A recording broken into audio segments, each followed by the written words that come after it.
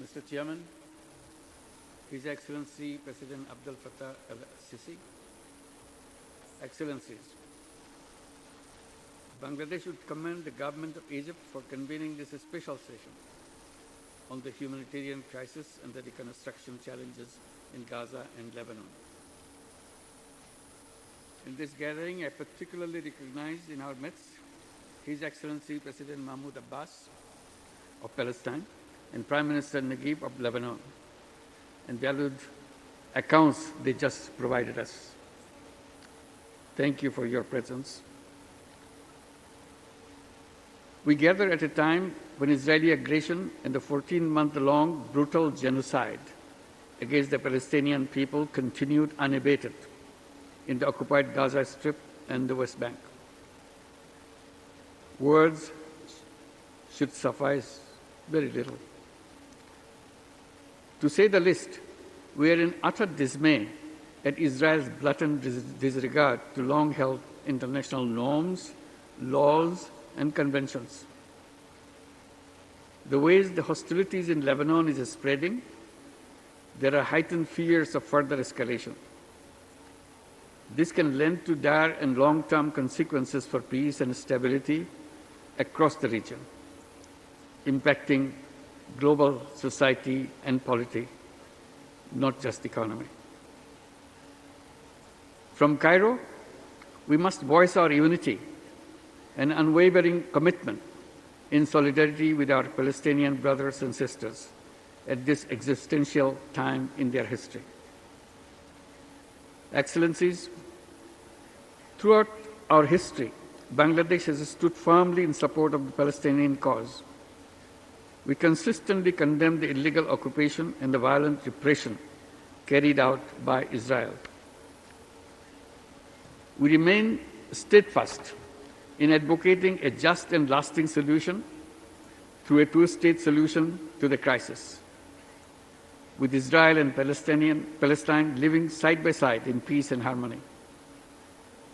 Palestine has to emerge as a fully independent and viable state based on the pre-1967 borders with East Jerusalem as its capital.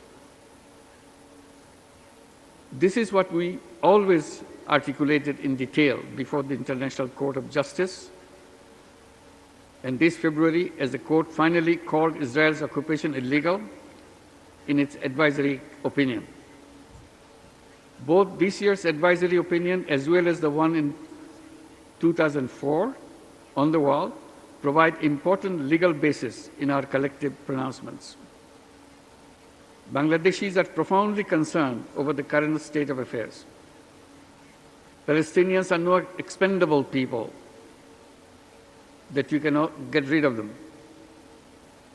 Every Palestinian life matters to the whole world. It is not an issue that merely concerns the Muslims, rather a universal cause where human dignity is tested. It is about universal pledge to protect the vulnerable. It is indeed our moral duty to stand by them resolutely. There are around 6 million Bangladeshi migrant workers and expatriate professionals across the region, including in Lebanon, who have been making significant contribution to the development of the countries across the Middle East. Their safety and security are also at risk. We call upon all actors and stakeholders, indeed beyond the region, to take decisive and collective actions to end the brutalities unleashed by the Israeli forces. The massacres in Gaza, the West Bank, and Lebanon are clear violations of international law and constitute war crimes. Those responsible must account. That's why last November, Bangladesh stood up at the International Criminal Court asking for expeditious investigations into the heinous crimes against humanity. Such actions on accountability can deter the perpetrators against further and future atrocities.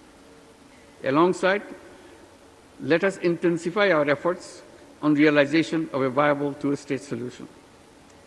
Excellencies, beyond humanitarian interventions, It is time to prioritize thinking of reconstruction of Gaza and the West Bank and Lebanon. United Nations has cautioned that removing the 40 million tons of rubble left in the wake of Israel's bombardment could take at least 15 years.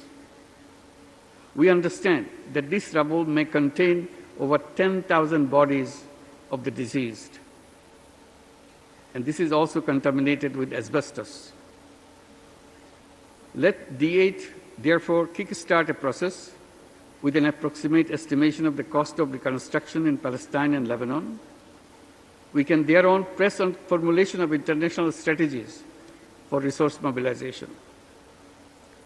To end, yet again, let me place on record my gratitude to President Al-Sisi for this initiative. I thank you.